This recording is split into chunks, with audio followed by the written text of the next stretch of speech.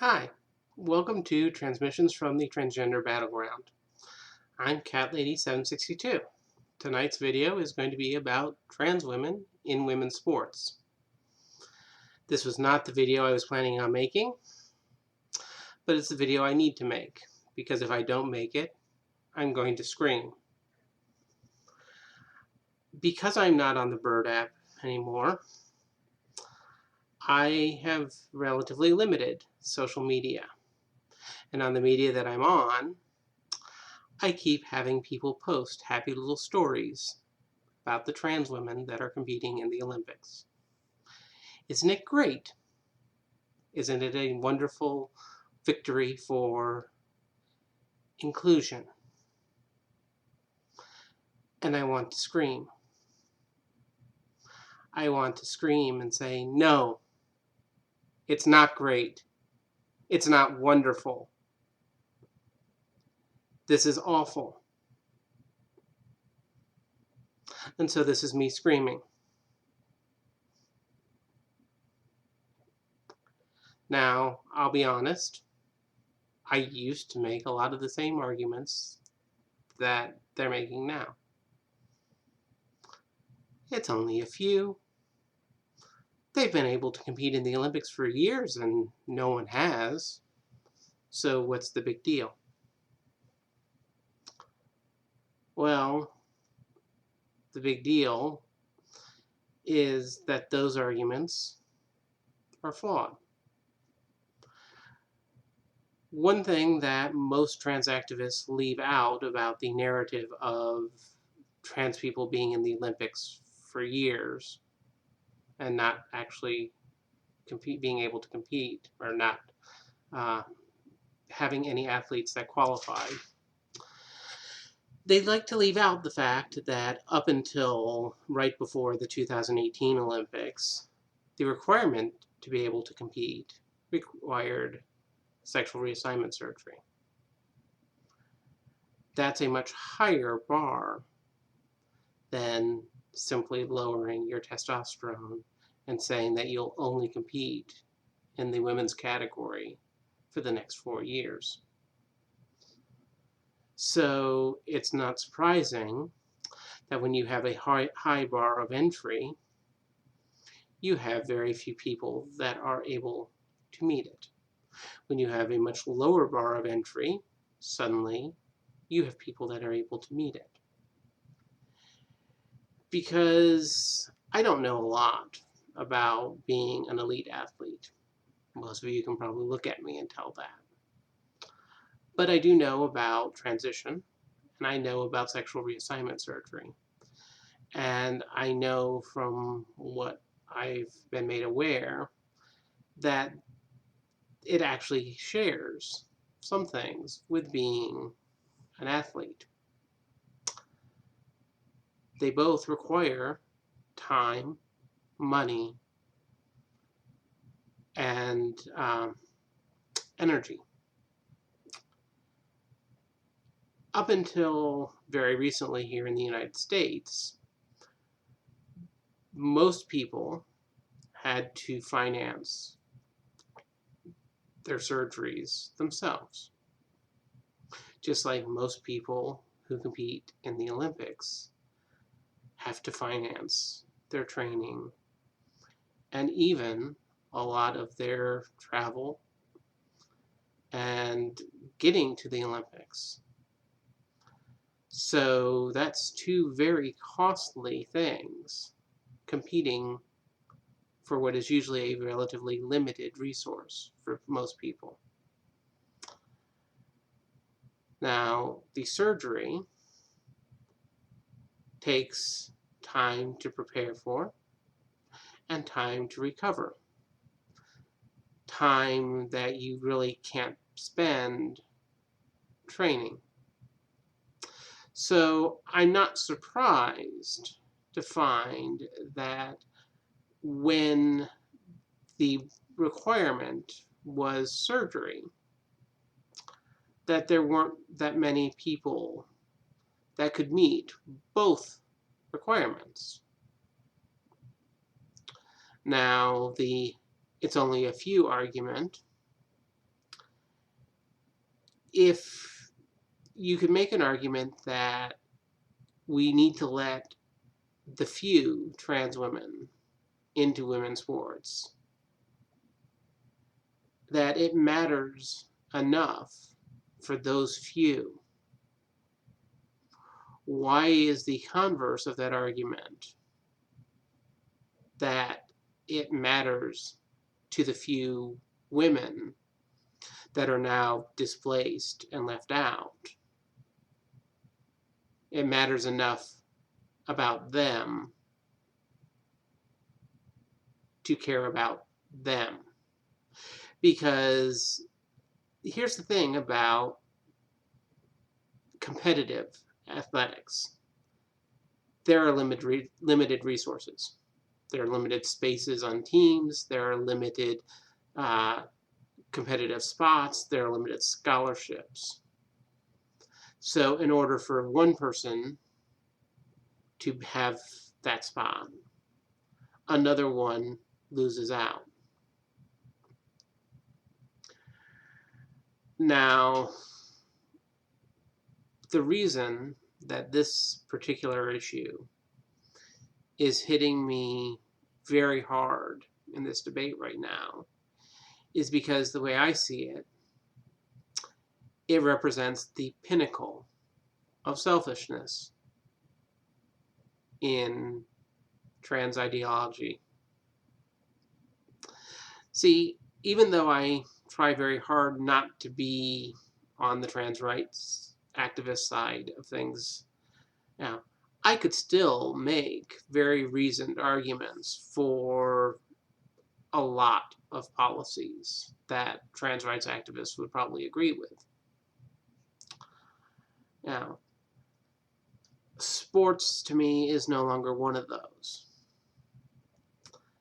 Because unlike some other situations which you may actually have to deal with in regular everyday life, like going to the bathroom even, competitive sports really isn't one of those.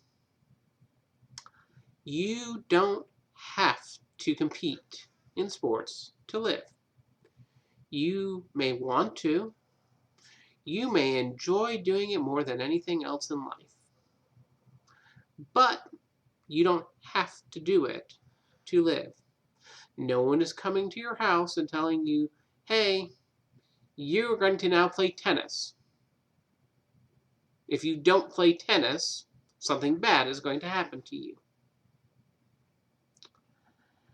And so to me, I see it as a simple choice. Now, you could look at it and go, well, Catlady, that's not fair. You're not an athlete.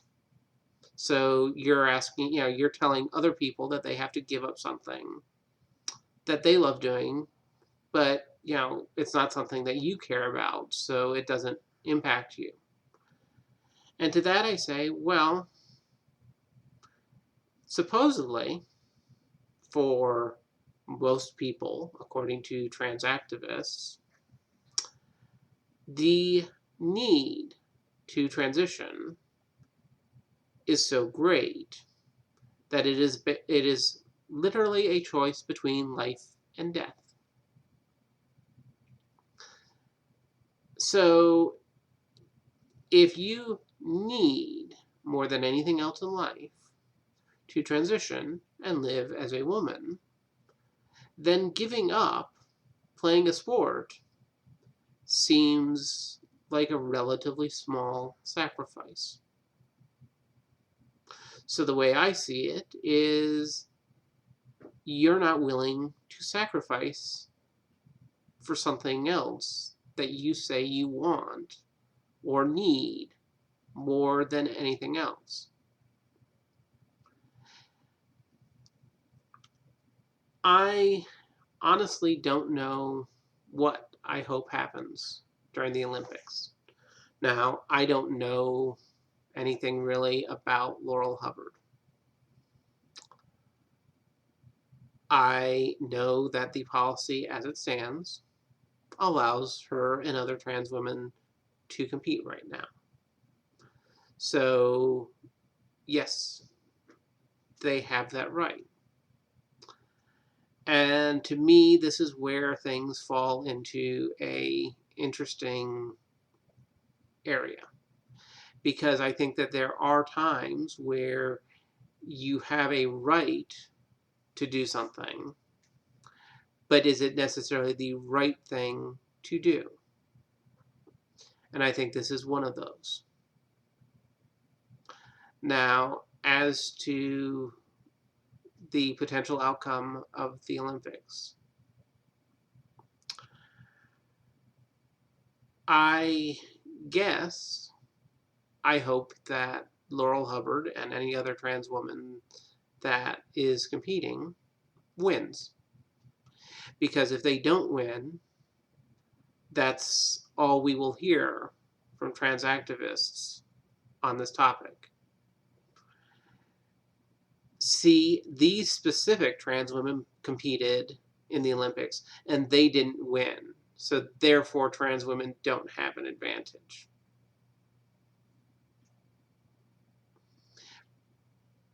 As bad as I would feel for the women that were to lose out, I think that's the what I would actually want to see happen. Because if the trans women win, then hopefully people will start waking up to this issue. I know that there are women that feel like this is a wonderful thing. There are probably even women that are competing against these trans women that think this is a wonderful thing. But I also know that there are women that don't think that this is a wonderful thing. And I know that there are women that would be there if it weren't for the trans women that are there now.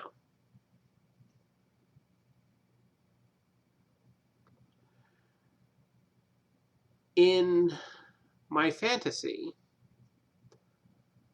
I would like to see the trans women win, and then the men that are competing in the corresponding sport turn around and hand their medals to the women that would have placed if it weren't for the males that took their spot. I know that that's unrealistic. I realize that, everyone that's there is there to compete for themselves. As much as we might talk about national glory or pride or whatever, it's unrealistic of me to expect somebody else to make a symbolic gesture like that. But I think it would be a powerful one. I think it would be something that would show that, people are aware of the unfairness of this issue.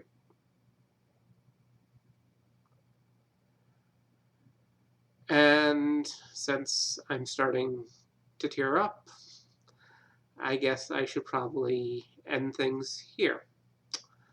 So this is my screaming. I know it doesn't sound like it.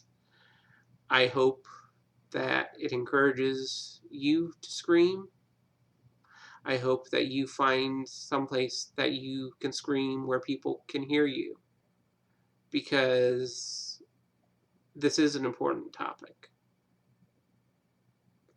and women should not be losing out on it, because this, more than anything else in my mind, is nothing but selfishness on the part of the males that have made a choice that the females they are competing against did not have. Thank you.